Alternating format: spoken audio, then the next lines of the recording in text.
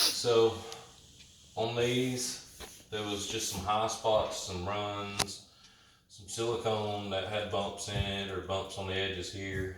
I found that on these edges, these inside edges, and on here, especially with the little bumps that are on there, taking the point here, turning it about like that and coming down it and raking down it. If that doesn't get it, come in, cut it this way first, like right up against that trim, and then come in here and get it over as far as you can, and it'll pop right out of there. The other thing with the runs, instead of trying to sand it down from where it's at, I've found that it's easier to scrape it off, even if it chunks out, and then hit it with the oscillating tool. And this thing has made such a difference having that on there. I can get it into the tight areas like this. If I turn it sideways and leave a little extra hanging off, I can go all the way into these edges if I still need to do that. And if there's silicone lines that come over, I can sand it down just like I would mud, drywall mud. In the corners, I've been taking and trying to pop these little trash spots out.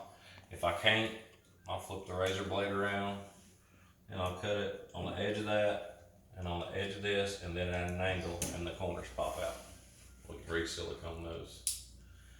On the flat spots, any runs or anything like that, on these smaller edges and up here, I've been using this and it works awesome, and it works great for in there like I was saying. But these bigger places and on the bigger cabinet doors that are wider, I've been hooking the shop back up like this to the sander. It's really worked well for keeping the dust down, and running it in like this. But you have to start out super flat because it will dig real easy and make a spot. And that's one of the reasons why I don't like using it on here, because it doesn't have a complete flat surface, and if it bounces at all, you got a big chunk coming out of it.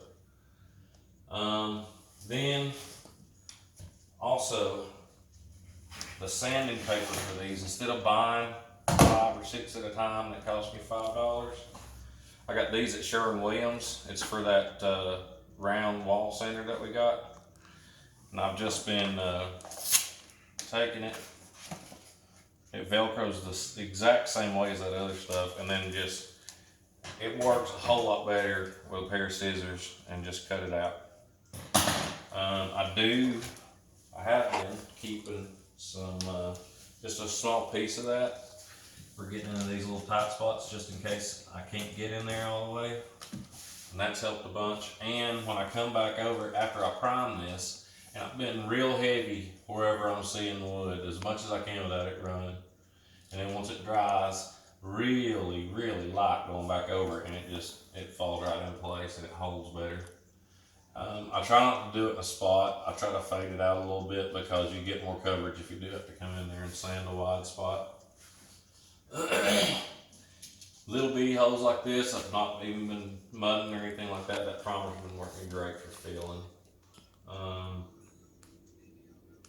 We're gonna do that, and after that, I'm probably gonna try thinning down the paint on at least one of the doors and seeing if it lays down flatter without the little texturized spots like this foam roller's doing. I can't think of anything slicker to put it on with.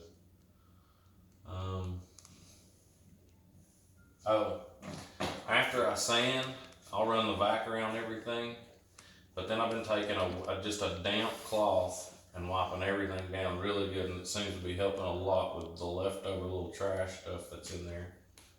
And it's not enough to like soak the board, it's just enough to catch all that white stuff like that. That's